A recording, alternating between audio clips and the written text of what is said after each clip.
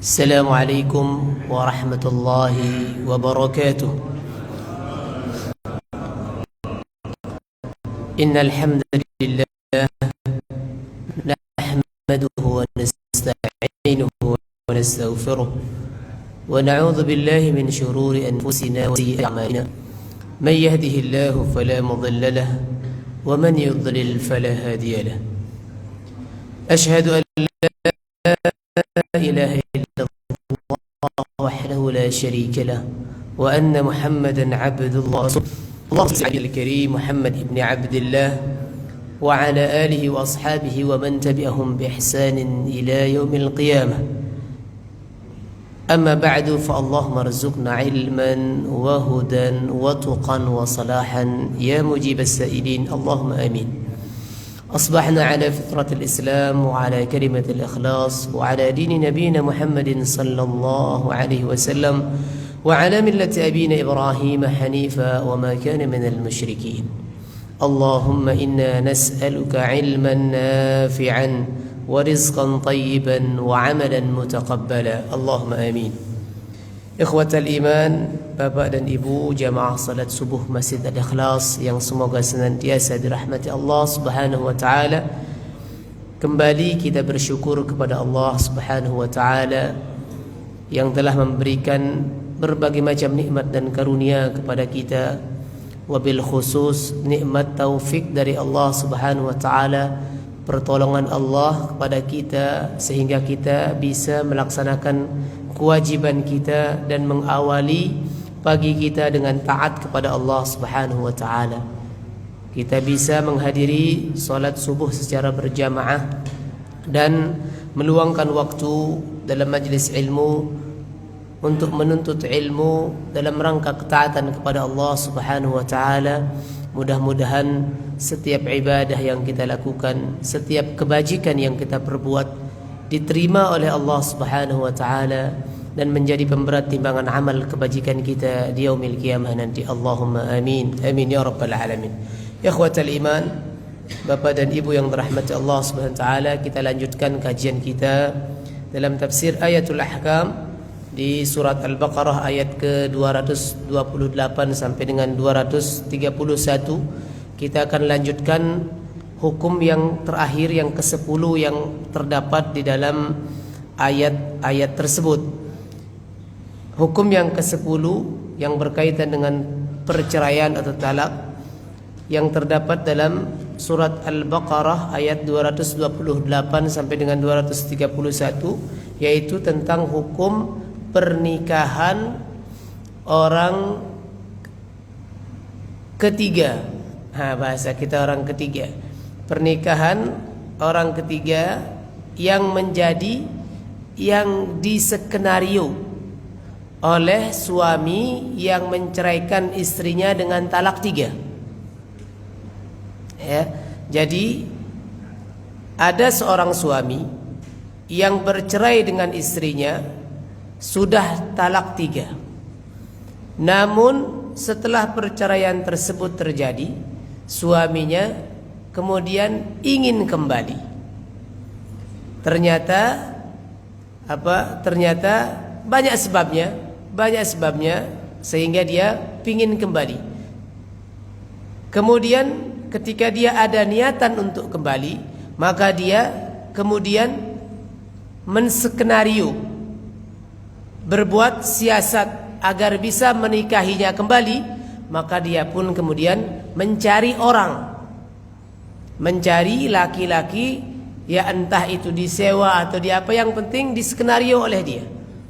Dia kemudian menskenario hal tersebut agar laki-laki tersebut, pihak ketiga tadi, menikah dia dengan mantan istrinya tadi yang sudah diceraikan 3 kali tadi dengan talak 3. Sehingga kemudian setelah dia menikah kemudian diceraikan nanti dengan niatan agar diceraikan nanti oleh suami yang baru tadi, pihak ketiga tadi. Setelah habis masa iddahnya dia kemudian agar bisa menikah kembali dengan mantan istrinya tersebut. Ini pernikahan ini apakah sah atau tidak sah? Nah, ini hukum yang terakhir yang dibicarakan.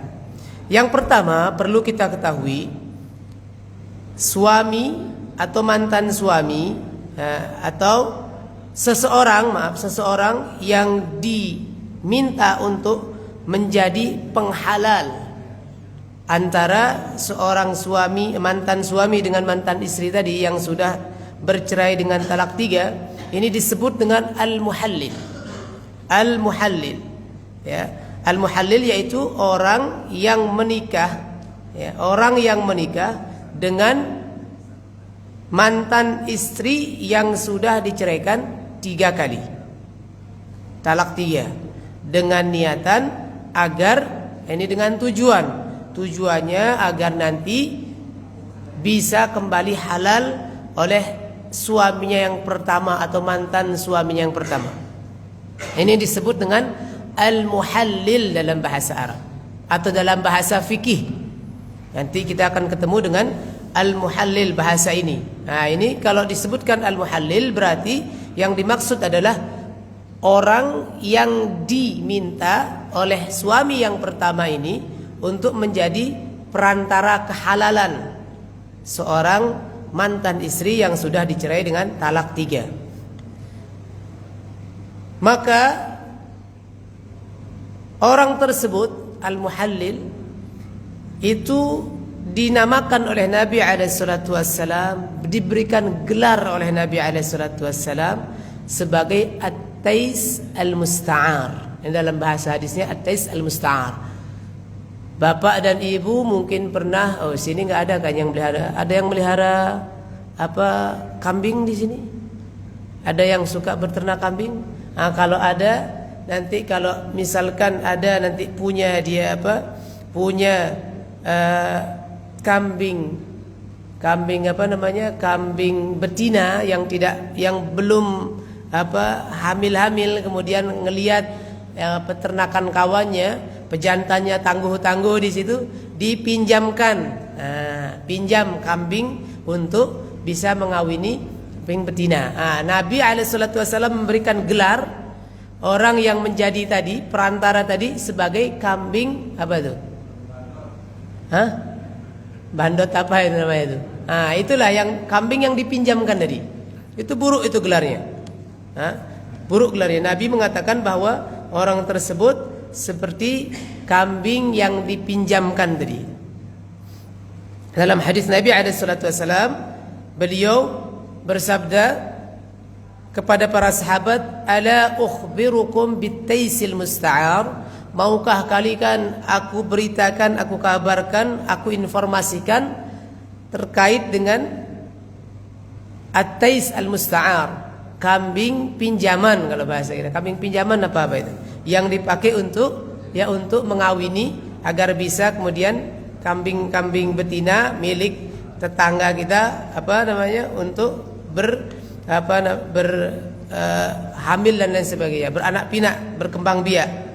Qalu, maka para sahabat bersabda, "Bala ya Rasulullah." Mau ya Rasulullah. Qala huwal muhallil, la'anallahu al-muhallil wal muhallallah.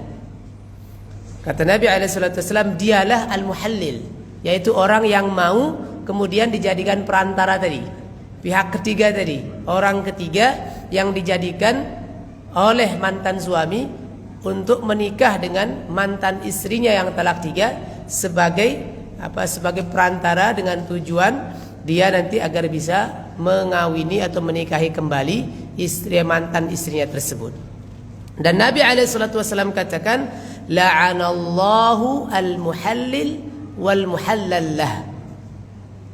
Allah Subhanahu wa taala melaknat al-muhallil, yaitu orang yang pihak ketiga tadi, orang yang mau dijadikan perantara untuk kehalalan mantan istrinya tadi.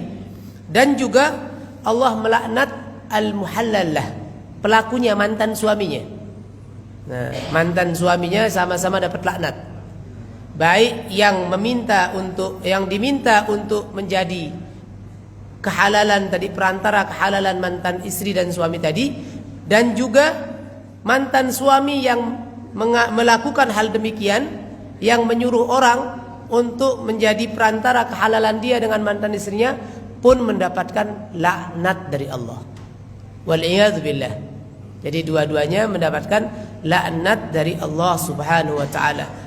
Terputus dari rahmat Allah. Na'udzubillah min dzalik.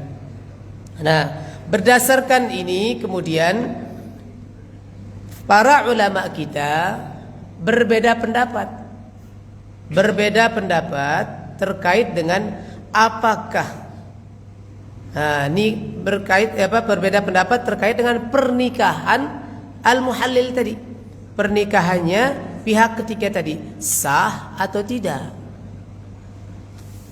Maka mayoritas ulama dari madhab Maliki, madhab Hambali, madhab Syafi'i, dan juga al-Imam Ats-Tsauri rahimahullah mengatakan bahwasanya pernikahan yang dilakukan oleh seseorang yang diminta oleh mantan suami, ya, dengan pernikahan seorang tadi dengan apa? Dengan mantan istri yang sudah pernah ditalak 3. Ini permintaannya diminta oleh mantan suami tadi, ya, yang sudah pernah ditalak, yang sudah menalak 3 mantan istrinya. Pernikahan seorang tersebut dengan tujuan apa? Agar nanti halal dia kembali kepada mantan suami yang pertama. Maka pernikahan seperti ini kata jumhurul ulama batil, tidak sah. Ini jumhurul ulama. Wala tahillu lizawjil awal, meskipun dilakukan tidak halal bagi setelah dia diceraikan kemudian habis masa iddahnya, tidak halal bagi mantan suaminya yang pertama karena hasil skenario. Nanti dalilnya apa alasan-alasan, hujjah-hujjah yang dibawakan oleh jumhurul ulama, insyaallah nanti berikutnya kita sampaikan. Yang kedua, ada 2 pendapat. Pendapat yang kedua ini pendapatnya madhab Hanafi, Imam Hanafi, dan juga sebagian fuqaha Syafi'iyah, sebagian ahli fikih sebagian daripada madhab Syafi'i. Mereka mengatakan bahwasanya hukumnya makruh, tidak batal. Makruh bukan tidak sah, tapi makruh, dibenci oleh Allah SWT perbuatan demikian. Sah tetap sah. Karena mereka mengatakan kenapa? Karena secara penyebutan saja kata mereka, li anna fi tasmiyatihi bil muhallil ma yadullu ala sihhati. Karena disebutkan sebagai muhallil, perantara untuk menjadikan halal. Disebut dengan perantara untuk menjadikan halal, berarti boleh, halal dong, sah. Nah, ini kata-kata penyebutan nama penyematan nama ini menjadi salah satu dilalah, petunjuk bahwasanya sah hal tersebut, kemudian tidak batal. Dan diriwayatkan dari Al-Imam Al-Auza'i, beliau mengatakan bi'sa ma suni'a wan nikahu jaiz. Ini dikatakan oleh Imam Al-Auza'i, beliau mengatakan seburuk-buruk perbuatan yang dilakukan, namun pernikahannya tetap sah. Ini menurut pendapat dari madhab Hanafi dan juga sebagian kecil madhab dari Asy-Syafi'iyah, pengikut madhab Syafi'i. Ini dua pendapat. Dalil-dalil yang dibawakan oleh jumhurul ulama, mayoritas ulama, yang pertama, jumhurul ulama ini berdalil bahwasanya nikahnya tersebut tidak sah, batal otomatis, dan tidak halal nanti bagi mantan suami yang pertama, tidak halal, tidak boleh menikah kembali dengan istri yang mantan istrinya tersebut. Dalilnya yang pertama, hadis yang tadi disebutkan, la'ana Rasulullah sallallahu alaihi wasallam al-muhallil wal muhallal wal muhallallah. Nah, hadis yang berikutnya ini bahwasanya Rasul alaihi salatu wasallam melaknat al-muhallil, orang yang mau dijadikan perantara tadi untuk menikah dengan mantan istri suami yang pertama.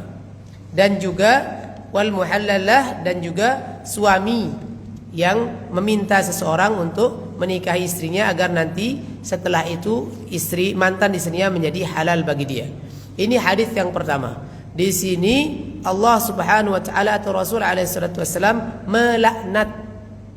Kalau sudah ada laknat, di situ perbuatan yang berat itu.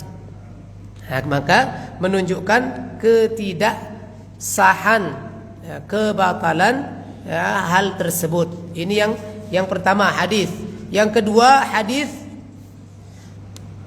hadis yang tadi disampaikan di pembukaan tadi. Ala ukhbirukum bit-taisil musta'ar? Qalu bala ya Rasulullah, qalu huwal muhallil. Nabi mengatakan bahwa ini sebagai kambing pinjaman, diserupakan dengan kambing pinjaman.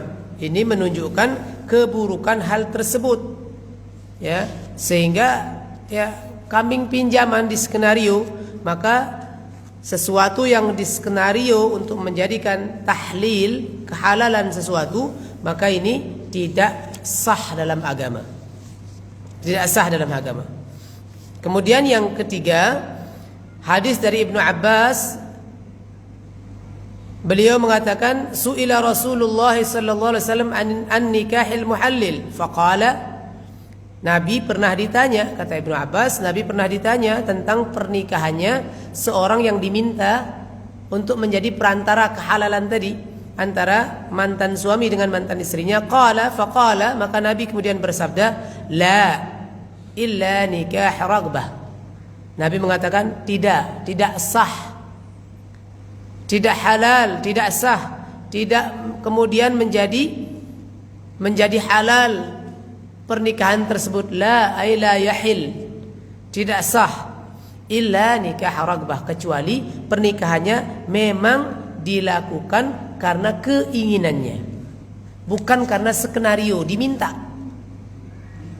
La nikah dalsah, kata Nabi, tidak sah pernikahan palsu yang dimanipulasi. Bahasa kita dimanipulasi. Wala istihza'a bi kitabillah, dan juga pernikahan yang kemudian menghina, merendahkan hukum-hukum Allah, kitabillah. Thumma yadhuqu usailatha, kemudian dia mencicipi madunya. Ini dikatakan oleh Nabi SAW dalam hadis Ibnu Abbas. Langsung ditanya Nabi SAW terkait dengan perihal hukum pernikahannya seorang yang diminta tadi menjadi perantara. Maka Nabi mengatakan la, tidak sah, kecuali pernikahannya memang atas dasar keinginannya sendiri, bukan skenario, bukan manipulasi, bukan akal-akalan.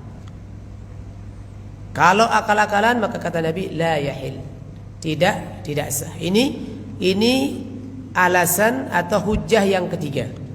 Yang keempat, hujjah jumhurul ulama, mayoritas ulama, bahwasanya ma ruwiya an Umar radhiyallahu anhu annahu qala, riwayat dari Umar radhiyallahu an bahwasanya dia berkata, la utiya bimuhallil wala bimuhallallah illa rajamtuhuma. Kalau aku ada didatangkan kepadaku, dihadapkan kepadaku, kata Umar, seorang yang menjadi perantara tadi, diminta untuk menjadi perantara kehalalan, atau orang yang meminta, dua-duanya dihadapkan kepadaku, akan aku rajam keduanya. Kata Umar apa? Kalau didatangkan kepadaku dua orang ini yang menjadi perantara dan yang meminta mantan suaminya, akan aku rajam keduanya. Artinya pernikahan mereka tidak dianggap sah, kan dianggap zina karena mau dirajam sama Umar.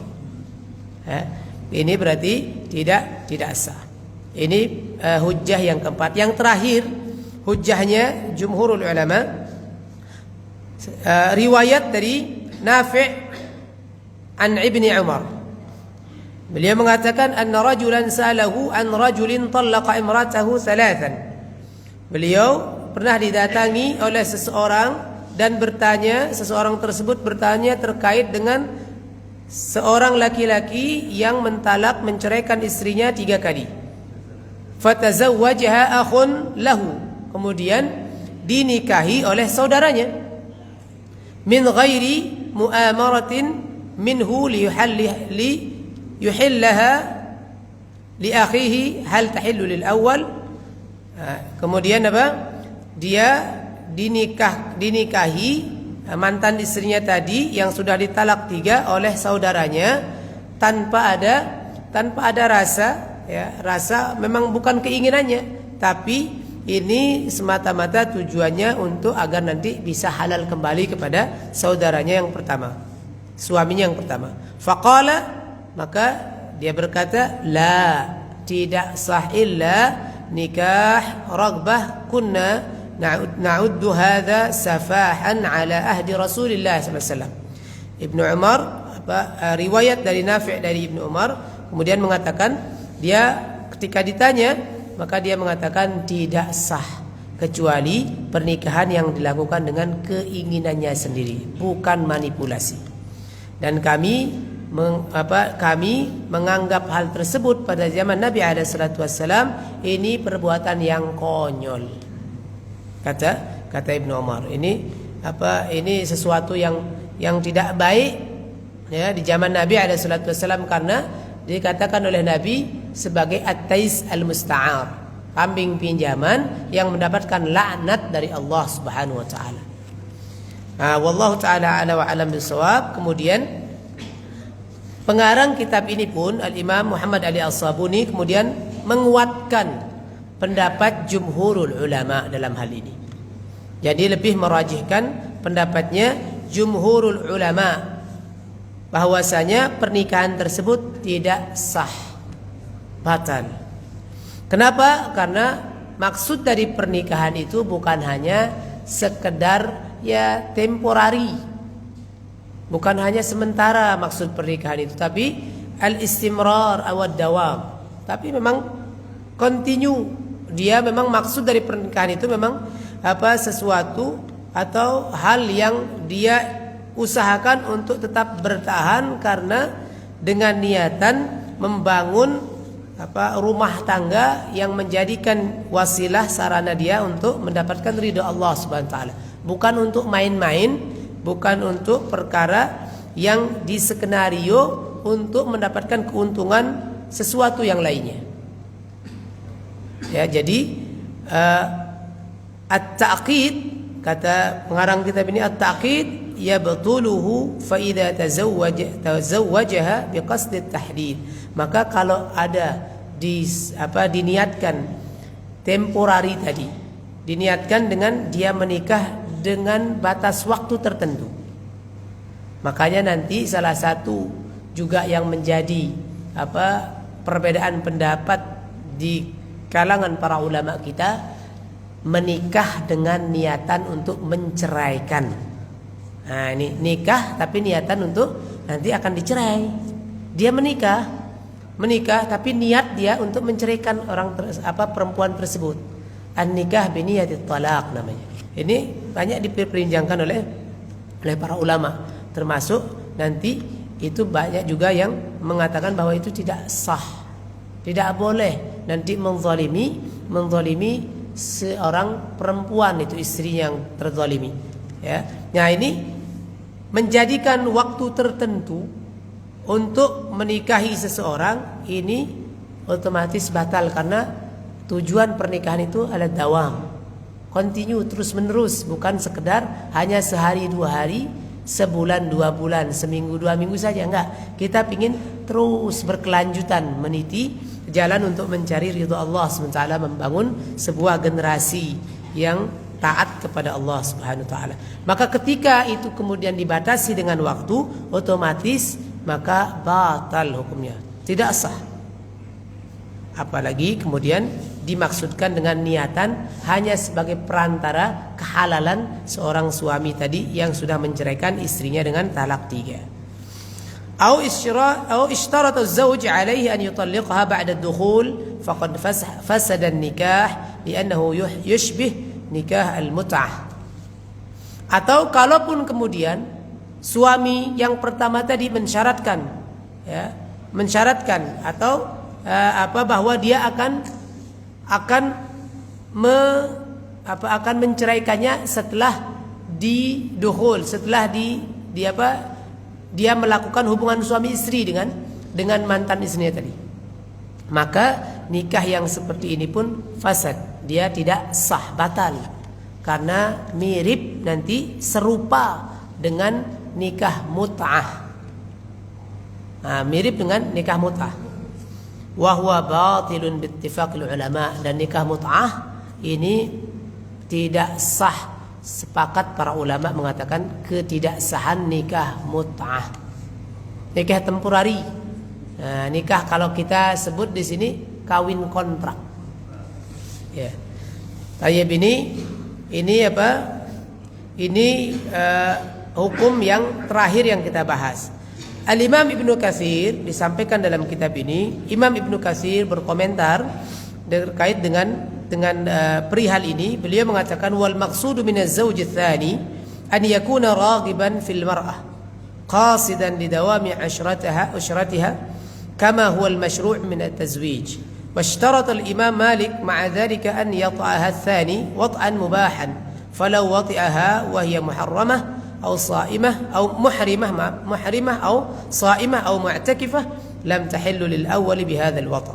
واشترط الحسن البصري للإنزال وكأنه فهمه من قوله عليه السلام حتى تذوقي أسيلته ويذوق أسيلتك. Ya, Al-Imam Ibnu Katsir mengatakan maksud, ya, yang dimaksudkan daripada kalau misalkan nanti perkaranya beda, maka al-maqsudu minaz zawj tsani, yang tujuan atau yang dimaksudkan oleh suami yang kedua adalah an yakuna raghiban fil mar'ah. Kalau memang dia benar-benar mengharapkan atau memang senang betulan, bukan skenario. Memang senang betulan dengan mantan istri yang suami yang pertama tadi. Memang senang betulan. Qasidan lidawami ushratiha, dan dia memang meniatkan untuk terus menjadi suaminya, bukan manipulasi. Kalau yang seperti ini boleh. Kama huwal masyru' min at-tazwij, seperti sebagaimana pernikahan itu disyariatkan.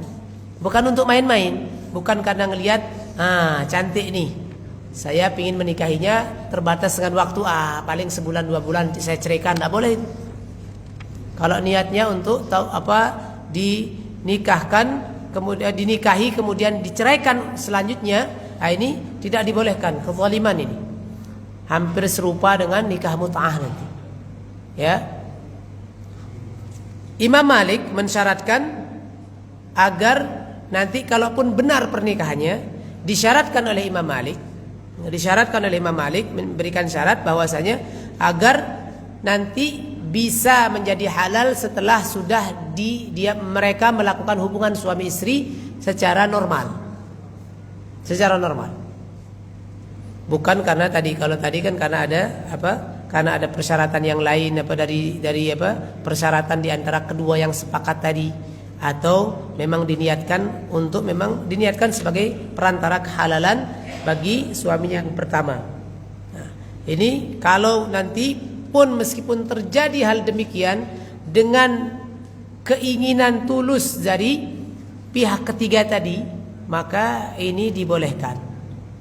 Dengan syarat, Imam Malik memberikan syarat setelah dinikmati lah bahasa kita. Setelah mereka melakukan hubungan suami istri. Falau wati'aha wa hiya muhrimah, kalau misalkan disetubuhi, diajak berhubungan suami istri sedangkan dia masih dalam keadaan muhrim, ya, perempuannya lagi sedang dalam ihram, atau dia puasa kemudian dilakukan hubungan suami istri oleh suaminya yang berikutnya ini, atau dia sedang i'tikaf, ya, perempuannya sedang i'tikaf, lam tahillu lil awwali bihadzal wata'. Tidak kemudian diceraikan misalkan setelah sudah diajak berhubungan suami istri oleh yang kedua ini, suami yang kedua, tahu-tahu setelah itu misalkan ada cekcok, mereka diceraikan misalkan. Nah, kalau nanti hubungan suami istrinya yang dilakukan oleh suami yang kedua itu dalam keadaan yang tidak dibolehkan, ya, bukan tidak dibolehkan, sebenarnya tidak dibolehkan. Nanti meskipun puasa kan sebenarnya nggak boleh itu. Dia dapat apa? Kafarah nanti, harus bayar kafarah. Sedang ihram juga sama. Sedang apa? Sedang i'tikaf, tidak boleh. Nah, itu tidak mubah namanya dalam bahasa kita, tidak waktu-waktu yang tidak dibolehkan. Maka kalaupun terjadi seperti ini, ya, suami yang kedua tadi menikah dengan wajar, tidak ada manipulasi. Imam Malik mensyaratkan harus persetubuhan yang terjadi di antara keduanya itu harus dengan cara yang sah, yang dibolehkan. Kalau tidak dibolehkan, misalkan pada waktu-waktu tertentu seperti yang disebutkan tadi, maka tidak halal nanti ketika diceraikan oleh suami yang kedua ini, tidak langsung menjadi halal bagi suami yang pertama. Wasyarata, kemudian Al-Imam Hasan Al-Basri, beliau mensyaratkan al-inzal. Ada kemudian apa? Al-inzal. Inzal itu ya ada keluar air mani. Inzal. Wa ka'annahu fahimahu min qawlihi sallallahu alaihi wasallam, karena kemungkinan besar Imam Hasan Al-Basri, ya, mengatakan hal tersebut, mensyaratkan al-inzal dengan pemahaman beliau terhadap hadis Nabi alaihi salatu wasallam, hatta tadzuqi usailatah wa yadzuqu usailataki. Jadi Nabi alaihi salatu wasallam pernah mengatakan sampai kemudian perempuan merasakan madu daripada suaminya dan suami merasakan madu daripada istrinya. Nah, ini dari hal tersebut kemudian Imam Hasan Al-Basri kemudian mensyaratkan yang penting keluar air mani, bukan waktu-waktu tidak dibolehkan atau dibolehkannya hubungan suami istri tersebut. Ala kulli hal, intinya bahwasanya kemudian Imam Ibnu Katsir belum selesai, thumma qala, kemudian dia mengatakan fa amma idza kana tsani innama qasadahu an yahillaha lil awwali fa hadha huwa al muhallil alladhi warada al ahadits bi dhammihi wa la'nihi. Adapun Ibnu Katsir mengatakan, adapun ketika suami yang kedua ini dia menikahi dengan tujuan untuk bisa nanti menjadi halal bagi suami yang pertama, maka ini disebut dengan muhallil, yang disebutkan dalam hadis yang dinyatakan ketercelaan perbuatan tersebut dan laknat yang didapatkan oleh seorang yang menjadi muhallil tersebut. Wa mata sarraha bi maqsudihi fil 'aqdi batala nikah inda jumhuril a'immah. Dan ketika nanti di saat akad dia disampaikan maksud dan niatan tadi, maka otomatis pernikahannya tidak sah, batal pernikahannya menurut mayoritas ulama kita.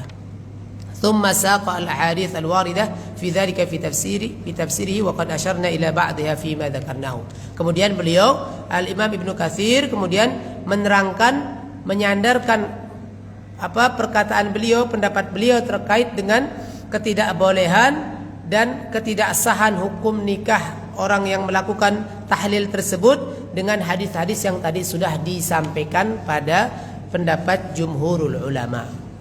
Kesimpulannya, Bapak dan Ibu yang dirahmati Allah Subhanahu wa taala, orang yang menjadi perantara, ya, untuk menjadikan istri yang sudah ditalak 3 menjadi perantara agar dia nanti halal kembali kepada suaminya, ini disebut dengan muhallil, dan hal ini dilaknat oleh Nabi alaihi salatu wasallam, oleh Allah dan Rasulnya. Begitupun orang yang meminta seseorang suami yang pertama yang mengadakan skenario ini, yang memanipulasi pernikahan ini agar menjadi halal kemudian baginya, juga mendapatkan laknat dari Allah dan Rasulnya. Ini yang pertama. Yang kedua, pernikahan, kesimpulan yang kedua, pernikahan yang diselenggarakan dengan niatan tadi oleh al-muhallil ini dinyatakan tidak sah oleh pendapat jumhur mayoritas ulama. tidak sah hukumnya. Maka ketika pernikahan ini tidak sah, diceraikan dia, kemudian datang masa iddahnya, maka setelah habis masa iddahnya tidak halal juga bagi suami yang pertama. Bahkan Umar secara jelas mengatakan, kalau ada didatangkan kepadaku, dihadapkan kepadaku dua orang ini, maka aku akan rajam dia. Artinya pernikahannya tidak sah, dianggap zina. Waliyadzubillah. Ini kira-kira wallahu taala a'la wa a'lam bissawab. Jadi sehingga kita nanti apakah ada? Bisa saja ada. Bisa saja ada, apalagi di zaman yang sekarang ini. Bisa saja terjadi, apalagi di zaman sekarang ini. Nah, ini kira-kira, maka kalau nanti terjadi sudah tahu insyaallah gambarannya terkait dengan hukum yang terdapat dalam hal tersebut. Adapun memang pendapat yang kedua dari mazhab Hanafi. Nah, namun tidak kuat ya, meskipun itu memang ada alasan dari nama yang disematkan dari hal tersebut, namun ya yang lebih kuat daripada pendapat ini wallahu taala a'la wa a'lam bissawab, kita lebih serak kepada pendapatnya mayoritas ulama. Baik, ini kira-kira hukum yang terakhir yang bisa kita sampaikan dalam yang terdapat dalam surat Al-Baqarah ayat 228 sampai dengan 231. Kesimpulan ya, kita simpulkan dari 10 hukum ini. Yang pertama yang disampaikan oleh pengarang kitab ini, yang dijadikan di terakhir, yang pertama kesimpulannya bahwasanya iddah itu wajib, ya, wujubul iddah 'alal mutallaqah raj'iyah kanat aw ba'inah litta'arruf 'ala bara'atir rahim. Hukum iddah, masa tunggu bagi seorang istri yang sudah diceraikan, baik dia istrinya itu diceraikan dengan talak raj'i, perceraian yang bisa dirujuk, talak 1 dan 2, atau talak 3, itu hukumnya wajib. Masa tunggunya atau iddah itu wajib bagi semua istri yang diceraikan oleh suaminya, baik perceraiannya bisa dirujuk kembali ataupun tidak bisa dirujuk. Untuk apa? Untuk memastikan bahwasanya tidak ada rahimnya steril, tidak ada keturunannya yang pertama itu nyangkut di situ. Ini yang pertama, kewajiban iddah. Yang kedua, hurmah kitman ma fil rahimi min al-hamli wa wujubul amanah fil ikhbar an mawdu'il iddah. Mawdu' al-iddah. Keharaman menyembunyikan apa yang ada di dalam rahim perempuan. Jadi seorang istri yang diceraikan oleh suaminya, haram hukumnya dia menyembunyikan. Ya, dia karena memang sudah diceraikan, sakit hati dia, biarin aja. Nanti ini biarin jadi sayang melihara sendiri atau apa, atau dia bilang nanti saya carikan bapaknya lagi. Haram hukumnya menyembunyikan itu. Tidak boleh seorang istri yang diceraikan oleh suaminya kemudian menutup-nutupi, menyembunyikan keadaan rahimnya. Apakah dia tidak hamil atau tidak, disampaikan saja. Haram, dan wajib dia menunaikan amanah untuk dia menginformasikan hal tersebut agar jelas nanti masa iddahnya. Kalau dia hamil, masa iddahnya sampai dia melahirkan. Jangan nanti dia hamil tapi kemudian dia katakan oh nggak hamil. Akhirnya apa?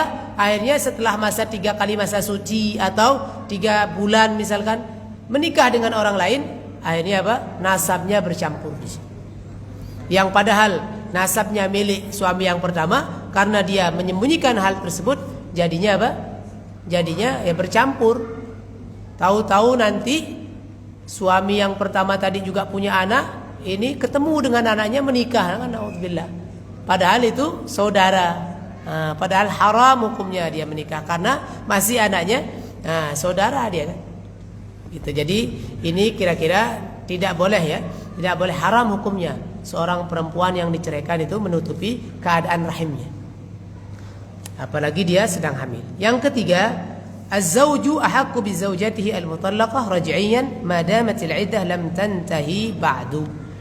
Suami yang pertama, suami itu lebih berhak untuk merujuk kepada istrinya, kembali kepada istrinya selama masa iddahnya belum habis. Makanya dalam hukum perceraian ketika masa iddah yang talak raj'i, yang talak yang bisa talak 1 dan 2, lebih afdal istri itu jangan dikeluarkan dari rumah, masih berkumpul dalam satu rumah, masih tinggal dalam satu rumah. Karena yang lebih berhak untuk kembali rujuk itu adalah suaminya. Itu lebih berhak mereka daripada orang lain lah istilahnya. Karena agama Islam ini menghendaki pernikahan itu biar langgeng dia. Bagaimanapun agar perceraian ini ya diminimalisir, ya, diperkecil kemungkinannya, jalannya dipersempit. Kemudian yang selanjutnya yang keempat, ar-rajulu wal mar'atu fil huquqi wal wajibat az-zawjiyah sawa. Perempuan dan laki-laki dalam hak dan kewajiban pernikahan itu sama. Tidak ada perbedaan. Walahu 'alaiha darajah al-qawamah wal isyraf. Dan bagi seorang suami punya derajat, punya posisi sebagai pemimpin di situ. Qawam sebagai pemimpin, sebagai pemandu. Jangan dipandu. Jangan dipimpin. Nahkoda bahasa kita. Nahkoda. Jangan menjadi penumpang dalam kapal. Suami itu punya status dalam Islam, itu ketika sudah terjadi pernikahan dia menjadi pemimpin dalam keluarga. Nahkoda dalam bahtera, bukan penumpang. Ingat, istri penumpangnya itu istri. Ya, suami jangan sampai salah karena posisinya sudah diatur statusnya oleh agama Islam, oleh syariat Islam. Yang kelima, at-talaqur raj'i alladhi yamliku fihi az-zawj ar-ruj'ah marratani faqat. Ya, alladhi yamliku az-zawj ar-ruj'atu marratani faqat. Talak raj'i yang boleh dirujuk itu yang dimiliki oleh suami adalah 2 kali talak saja. Ya, 2 talak 1 dan talak 2 saja. Ya, ditalak wa fi tsalits tahrum alaihi hatta tankiha zawjan akhar nikahan syar'iyyan sahihan biqasd dawami wal istimrar. Adapun talak yang ketiga, maka dia boleh kemudian menjadi halal lagi kepada suami yang pertama jika sudah dinikahi oleh orang yang lain yang nikahannya itu sah secara syar'i. Bukan nikah yang dimanipulasi atau yang diskenario. Ini kesimpulan yang kelima. Kelima. Jadi rujuk yang dimiliki oleh suami itu hanya 2 kali saja. Talak 1 dan talak 2. Kalau dalam talak 1 dan talak 2 itu tidak, ya dalam masa iddah, kalau masih masa iddahnya suami nyolek saja nanti rujuk. Tanda kutip ya, nyolek tanda kutip ini. Kalau talak 3 tidak boleh ngapa-ngapain. Harus ada pernikahan dulu dengan orang lain. Pernikahannya bukan manipulasi, bukan skenario, pernikahan beneran. Kemudian di tengah jalan bercerai mereka, kemudian habis masa iddahnya, bercerai harus masa iddah lagi. Ada masa iddah lagi, selesai masa iddahnya baru halal kembali kepada suami yang pertama tadi. Boleh kalau mau nikah sudah sama statusnya dengan orang lain tuh. Boleh menikah kembali. Nah, harus dengan akad baru dan dengan mahar yang baru lagi. Enggak boleh seperti talak 1 dan talak 2. Yang selanjutnya, jawaz al-khulu' wal iftida' idza kana thamata maslahatin syar'iyyatin tujibul firaq. Kebolehan untuk khulu', kebolehan melakukan perceraian yang diminta oleh istri dengan kemudian karena ada kemaslahatan tertentu yang memang mewajibkan harus pisah mereka. Dengan kemudian seorang istri nanti yang meminta bercerai itu memberikan tebusan, membayar tebusan kepada suaminya yang diminta oleh dia untuk menceraikannya. Namanya khulu'. Boleh dilakukan gugat cerai kalau bahasa kita. Gugat cerai oleh seorang istri. Dalam bahasa fikih disebut dengan khulu'. Ya, dengan nanti kalau memang ada sebab yang mewajibkan itu, yang memang menjadikan itu harus terjadi, ya dibolehkan. Ya, dengan nanti seorang istri seperti yang sudah disampaikan pada pertemuan-pertemuan sebelumnya pada bab tersebut, seorang istri tadi yang minta cerai itu membayar tebusan. Kemudian yang selanjutnya hurmatul idrar bizaujah litaftadi nafsaha min zawjiha bil mali ala talaq. Nah, ini juga tidak boleh kemudian seorang suami yang tadi misalkan dia digugat cerai kemudian menetapkan tebusannya banyak banget, menjadikan akhirnya mudarat bagi istri yang menggugat cerai tadi.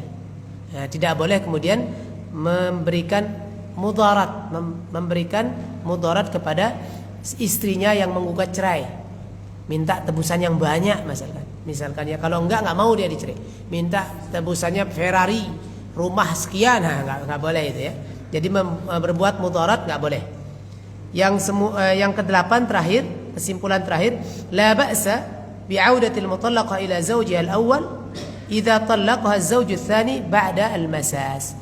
Dibolehkan, tidak masalah kemudian ada seorang istri yang tadi diceraikan dengan talak 3 oleh suaminya, setelah dia menikah lagi kemudian sama-sama ada rasa saling suka lagi, ya dibolehkan kalau memang itu pernikahan yang dilakukan itu secara sah, secara halal. Ya. Karena ya, dan itu pun setelah disentuh oleh suami yang kedua. Ini beberapa kesimpulan yang disampaikan oleh pengarang kitab ini terkait dengan hukum-hukum yang terdapat dalam surat Al-Baqarah ayat 228 sampai dengan 231. Intinya sekali lagi, perceraian itu sesuatu yang menjadi jalan emergency response. Emergency, Pak. Ya, emergency, jangan kemudian dikit-dikit minta cerai, dikit-dikit maunya bercerai. Dipertimbangkan. Karena konsekuensinya juga berat. Ada konsekuensi hukum di situ. Kalau sudah 3 kali, ingat loh, hati-hati. Kalau sudah 3 kali, nanti nyesal sendiri. Tahu-tahu masih suka. Ternyata waktu itu saya karena memang ya macam-macam alasannya. Maka hati-hati, dipertimbangkan dengan baik. Dan perceraian ini meskipun dibolehkan, hal yang paling dibenci oleh Allah SWT, sesuatu yang dibolehkan yang paling dibenci oleh Allah SWT. Abghadul halal indallah, sesuatu yang halal boleh dilakukan tapi dibenci oleh Allah SWT. Maka jangan sampai kemudian kita bermudah-mudah. Insyaallah bapak-bapak sih enggak, yang hadir di sini sudah pengalaman semua, sudah sampai saat ini bisa bertahan, masya Allah. Ini nanti kita nasihatkan kepada anak-anak dan cucu kita ini, Pak. Anak-anak dan cucu-cucu bapak nih. Dinasihatkan agar ketika ada sesuatu dalam pernikahan, mari dibicarakan dengan baik-baik dulu. Apalagi kalau misalkan pengetahuan terhadap agamanya sangat kurang, ini harus dipantau, Pak.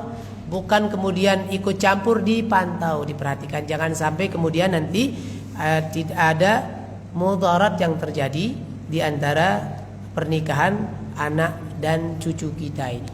Maka mudah-mudahan kita mohon kepada Allah SWT, mudah-mudahan Allah SWT berikan pertolongan kepada kita sehingga kita bisa kemudian mengamalkan ajaran-ajaran Islam dengan konsisten, dengan komitmen, dan Allah Subhanahu wa taala berikan kebaikan dalam rumah tangga kita, rumah tangga anak-anak dan juga cucu-cucu kita. Semoga Allah Subhanahu wa taala menjadikan pernikahan mereka pernikahan yang membawa keberkahan, pernikahan yang menghantarkan kepada ridha Allah Subhanahu wa taala, dan salah satu jalan ketaatan yang nanti dititi untuk mencapai keridhaan Allah Subhanahu wa taala. Allahumma amin ya rabbal alamin. Demikian yang bisa disampaikan, kurang lebihnya saya mohon maaf. Kalau ada 1-2 pertanyaan, mudah-mudahan enggak ada. Sepertinya sih enggak ada ini. Karena sudah seperti ini aman semua kayaknya nih. Ada yang mau menambahkan atau ada yang mau ditanyakan?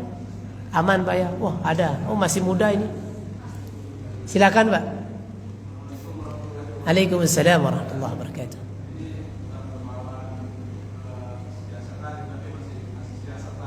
Ah. Di daerah sekitar Cianjur ada seorang wanita yang menikah untuk rencana menjadi status janda supaya bisa bekerja ke luar negeri. Aha. Baik, itu tadi pernikahan yang diniatkan untuk bercerai itu tidak dibolehkan. Nah, ini banyak dibahas nanti oleh para ulama kita. Meskipun di situ ada perbedaan pendapat. Tapi di situ saya sendiri lebih menguatkan pendapat yang tidak membolehkan. Karena status atau hukum pernikahan itu bukan untuk sementara. Ya, bukan untuk sementara. Kalaupun dia nanti dilakukan dengan cara dan memenuhi syarat dan rukunnya secara fikih, ya, sudah sah secara hukum. Namun ini nanti ada perbuatan dosa yang dilakukan di sini. Kalau memang itu nanti justru akan membawa mudarat yang lebih besar, ya, maka ini menjadi suatu yang tidak dibolehkan.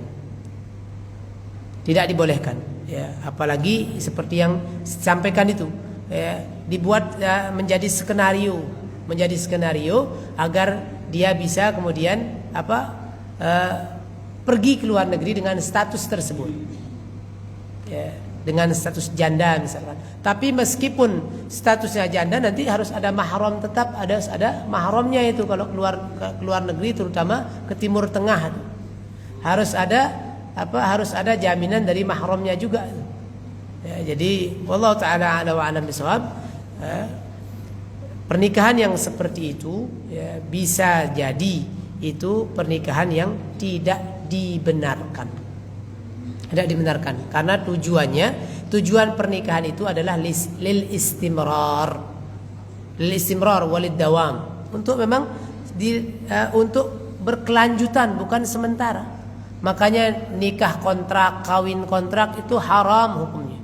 Itu kan sama itu. Ya. Kalau seperti itu yang dianiatkan, maka tidak boleh dilakukan atau tidak sah, haram hukumnya. Wallahu taala a'la wa a'lam bishawab. Ada lagi, Pak? Cukup insyaallah. Cukup, Pak, ya. Nah, mudah-mudahan nanti kalau ada hal-hal yang terjadi seperti itu, kita sebagai seorang mukmin wajib hukumnya untuk menjelaskan. Kalau setelah dijelaskan tidak mau, ya sudah. Yang penting kita sudah menyampaikan. Itu yang pertama. An-nahyu bil ma'ruf, al-amru bil ma'ruf wan nahyu 'anil munkarnya sudah dijalankan. Amar ma'ruf nahi munkarnya sudah dijalankan. Adapun nanti dilaksanakan atau tidak, ya itu terserah kepada pelakunya. Ya. Jadi mudah-mudahan sekali lagi kita mohon kepada Allah SWT, mudah-mudahan, ya, rumah tangga yang kita bangun, rumah tangga yang dibangun oleh anak cucu kita, keluarga kita, mudah-mudahan Allah Subhanahu wa taala jadikan rumah tangga yang membawa kepada keberkahan, kepada kebaikan, membawa kepada keberkahan, mengundang ridha Allah Subhanahu wa taala, dan semoga Allah Subhanahu wa taala menjaga kita semua dari perbuatan-perbuatan yang tidak dibenarkan dalam rumah tangga kita. Amin ya rabbal alamin. Mari kita tutup dengan sama-sama mengakhiri dengan doa kafaratul majlis. Subhanakallahumma rabbana wa bihamdika asyhadu an la ilaha illa anta astaghfiruka wa atubu ilaik. Assalamu alaikum warahmatullahi wabarakatuh.